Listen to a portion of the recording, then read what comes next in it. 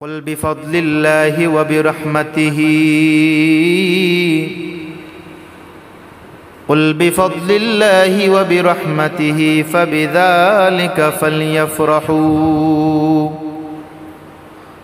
فليفرحوا هو خير مما يجمعون।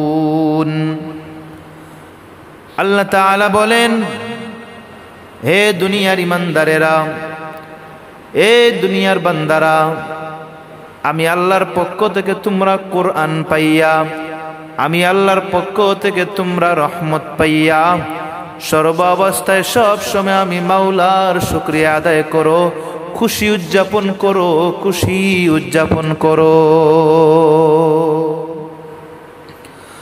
আল্লাহ পাক রব্বুল আলামিন বলেন, এ দুনিয়ার ইমানদার, রে দুনিয়ার বান্দা, আমি আল্লাহর পক্ষ থেকে তোমরা রহমত পাইয়া, আমি আল্লাহর পক্ষ থেকে তোমরা কোরআন পাইয়া তোমরা খুশি হও, আনন্দ উল্লাস করো। সুবহানাল্লাহ। যেই কোরআনের কথা বলেছেন আল্লাহ, যেই কোরআনের মধ্যে বলেছেন আল্লাহ, সেই কোরআনটাও হলো বান্দার জন্য রহমত, তবে একটা লিমিটের জন্য রহমত। কারণ কোরআনে আল্লাহ তাআলা বলেন, ওয়ানুনাজ্জিলু মিনাল কুরআনি মা হুয়া শিফাউন ওয়া রাহমাতুল লিল মুমিনিন। এই কোরআনটা হলো শিফা আর মুমিনের জন্য হলো রহমত, শুধু মুমিনের জন্য রহমত। আর আমার নবী, আপনার নবী, উম্মতের কান্ডারি নবী, কামলিওয়ালা নবী, হায়াতুন নবী, জিন্দা নবী, শুধু মুমিনের জন্য রহমত নয়, শুধু বেঈমানের জন্য রহমত নয়, শুধু ইহুদি খ্রিস্টানের জন্য নবী রহমত নয়, গাছের জন্য নবী রহমত নয়, গাছে থাকা ফলের জন্য, ফুলের জন্য নবী রহমত নয়। ওই নবী কেমন রহমত? ওই নবী আসমানের জন্য রহমত, ওই নবী জমিনের জন্য রহমত, ওই নবী পাহাড়ের জন্য রহমত, ওই নবী সমুদ্রের জন্য রহমত, সমুদ্রের তাকা পানির জন্য নবী রহমত, ওই পানিতে তাকা মাছের জন্য নবী রহমত, ওই নবী গাছের জন্য রহমত, ওই গাছে তাকা পাখির জন্য নবী রহমত, নবী জঙ্গলের জন্য রহমত, ওই নবী জঙ্গলের তাকা হরিণের জন্য রহমত, নবী কুল কায়নাতের জন্য রহমত।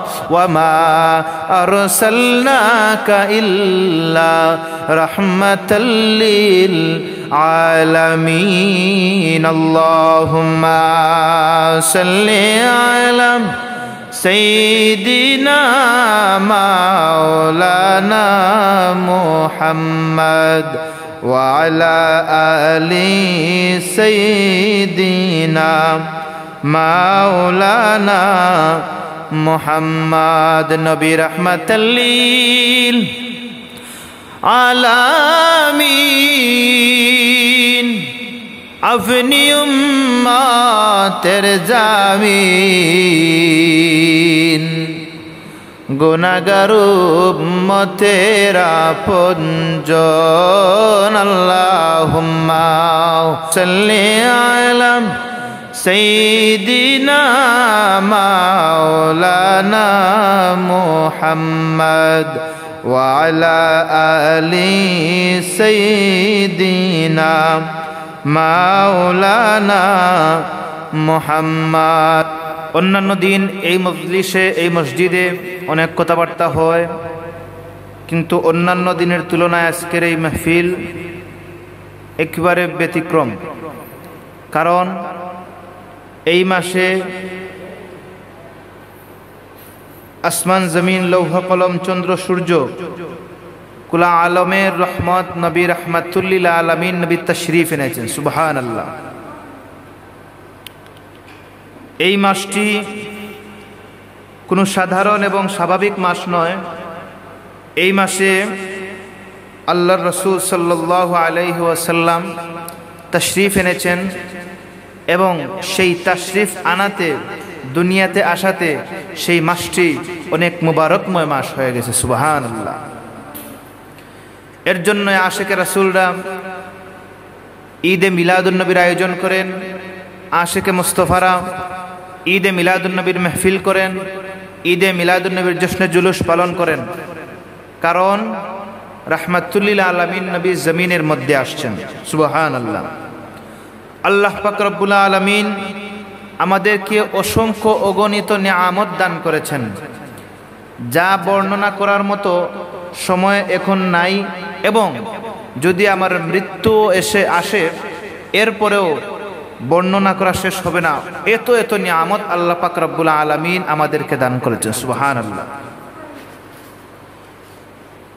আল্লাহ পাক রব্বুল আলামিন বান্দাকে অসংখ্য অগণিত নিয়ামত দান করেছেন।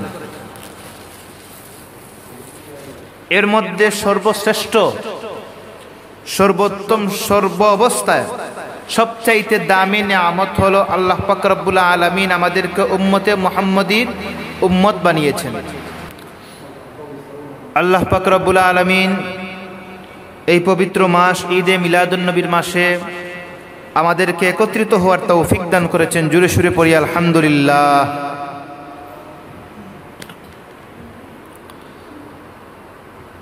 আল্লাহ পাক রব্বুল আলামিন বান্দাকে অসংখ্য অগণিত নিয়ামত দান করেছেন।